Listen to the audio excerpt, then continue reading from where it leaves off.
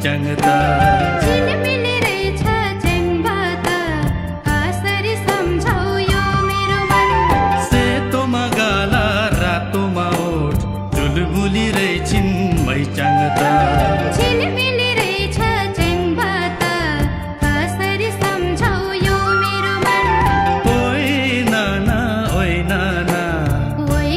ज्यू ज्यू ओइ ज्यू ज्यू ओइ नाना ओइ नाना ओइ ज्यू ज्यू ओइ ज्यू ज्यू